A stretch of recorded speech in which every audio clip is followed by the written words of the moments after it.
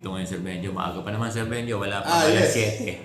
Oo, ano bang, Sir Bong, oo. ano bang nangyayari sa PI natin, Sir Benjo? Ano, malungkot no kasi hanggang kahapon Tuesday may minomonitor natin pero sabi sa atin ng DBM wala pang approval yung request nila para doon sa OP sa Office of the President para i-grant yung PI for 2025. Sandali. Ang ibig sabihin, Sir Benjo, nagkaroon na ng initiative yung DBM. Yes. Matagal na meron ng request yung DBM, pati budget, etc. Although, syempre, may allocated naman yan no? Gaya last year, di ba? Last year naman, wala rin naman tayong policy ng PI Pero na-request ng DBM yan, in-approve naman ng Presidente, kaya nakuha rin natin yung PI. Ngayon, wala pa rin, kasi suspended pa rin, no? Yung PEI, PBB policy, no, as per EO 61. So, hinintay pa rin natin. Hintay lang natin. Pero meron na tayong PBB. Yung PBB, of course. Saka SRI. Sigurado na. Yung PBB kasi na to, Sir Bong, ito ay PBB ng 2023. Kaya yung 2024, di pa natin pinag-uusapan. Yung SRI naman, nakita naman natin. Yearly naman, nagbibigay naman talaga mula na umupo si President Marcos, no, yung SRI natin ay 20,000, maximum naman yun. Hindi naman sinasabing yun talaga. Sige, balik tayo sa PI. Pwede pa ba nating asahan dahil ilang araw na lang ang December? Well, ang lagi namang sinasabi sa PEI, no, sa mga policies niyan ay not earlier than December 15. No, kung sakasakali at maglalabas, pero syempre depende pa rin yan sa approval ng Presidente. Kung maglalabas ang approval ng Presidente, pwede nang i-release. Agad-agad, lalo na naka-ready. Sa atin ba naka-ready yung PI natin sa dito sa Caloocan? Matagal na. Yun na nga. May mga divisions nga na naglabas na di ba? Nag-release na ng kanilang mga PI. Kasi sinubayan sa Sir Benjo, kaya first week pa lang ng December, nandito na yung PEI. Kaya yun. That's one thing na pwede nating sabihin, na positive pa rin kasi yung meron ng budget. Hindi, ang sentiment ko, Sir Benjo, bakit walang nagsasabi sa Presidente? Baka mamaya kasi hindi niya na-overlook niya. Sabihin, I don't think, alam niya siguro yan. Ba't hindi kaya, ba't hindi pa alam ng DepEd Secretary, halimbawa, si Secretary Sani Angara, hindi natin alam. Baka naman kasi nag-push din, di ba? In all fairness naman sa ating secretary, di ba? Yung SRI, yung pinush din naman. Hindi nga lang pala kung saan ang DepEd to, no? Lahat to ng Exactly. agency, no? At ngayon, di ba? Yung DepEd, kaya nga hindi siya ngayon siguro, naglalabas ng any statement.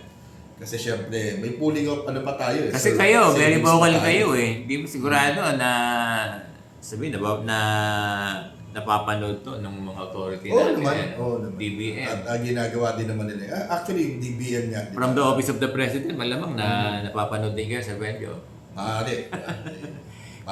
Kasi nung yung SRI, tinanong ng media kaya parang si Secretary Claire na si Andy Claire. Oo, di ba? Positive naman tayo dito na lalo may budget, di ba? May nag-release na nga ng iba Anong gagawin nila ron? Pag hindi ba naglabas ng approval sa PEI, didisallow ba yun? Diba? Babawiin ba yan? I don't think na gagawin niya. Paano, Sir Benjo, kung lumampas na yung December at hindi naglabas ng AO tungkol sa PEI? Lumampas na yung December, January na, halimbawa. At wala pa rin. Paano? Well, yun yung magkakaproblema tayo dahil iba na yan. Ibang taon na yung taon na, ibig sabihin, ibang budget na yan. 2026 budget na yan. Kaya inaasahan naman natin, Sir Bong, na ngayon ay we still have, more than a week. Yes. Almost 2 weeks. Almost 2 weeks pa rin, Sir Benjo. Kasi 29 pa naman yung pasok natin, di ba? So, ibig sabihin, hintay lang tayo. At tayo, Sir Bong, araw-araw, mukhang oras-oras ka, may ugnayan tayo ng TDC at saka ang DBM Central Office. Sir Benjo, ang dami ng popular ka na, Ang dami kaya nakita mo, wala ang daming gustong maging member ng TDC. Ongoing naman, Pero sabi ko naman, kung hindi man kayo ma-reach, at least, basta nasa puso nyo TDC, member na sila, tama ba? Pero mas maganda mag-member sila. Every Saturday, meron tayong orientation na online. Dumadami yung miyembro natin on a weekly basis. Oh. On a daily actually. Speaking of itong ating itong year-end activity ng TDC gaganapin sa Caloocan High School. Yes, Sir Bong. Salamat, Sir Bong, doon sa aking request, di ba? Anyayahan natin sila. Yes po. Yung malalapit dito, Kamanaba, di ba? Quezon Yeah. City, Valenzuela. Merong year-end activity ng TDC. Nandito po kami ni Sir Benjo. Dito sa Caloocan High School, we will accommodate you. No? Kailan yan, Sir Benjo? December? December 20, Sabado po yan. Alam mo anong oras yan? Alas 3, ha? Ng hapon. So, inaasahan natin. Yung mga followers ni Sir Benjo, followers ni Sir Bong, kahit dito lang sa Metro Manila, no? Magkita-kita po tayo dito sa December 20. Inaanyayahan namin kayo, lalo na yung mga taga-Caloocan, ha? Sir Benjo. Yes, sir. Ano ba? Paano ba? Magdala kayo ng makakain. Oo nga, hindi gano'n kasi walang Padlock. walang pan ng TDC. Di ba may registration? Okay na ba wala, yan? wala. Wala? Paano pagkain nila? Dyan yung papadala mo. Okay. Paano kung 500 naman din? Mahirap yun. Hindi naman. Meron tayong tawag dito, meron tayong Google Forms para malaman natin. Sige. Yung mga TDC na malapit dito sa Caloocan High School, particular yung Metro Manila, suportahan natin yung TDC. Umattend tayo ng December 20, 3 p.m. Lalo na yung mga taga-Caloocan, ha? Inaasahan namin kayo ni Sir Benjo. Nandito rin si Sir Bong. Sir Benjo, maraming salamat. Yes, sir. Basta hindi yung traditional Christmas party, ha? It's basta magdala sila ng kwentuhan. Sige. Walang raffle, mga gano'n. Yes.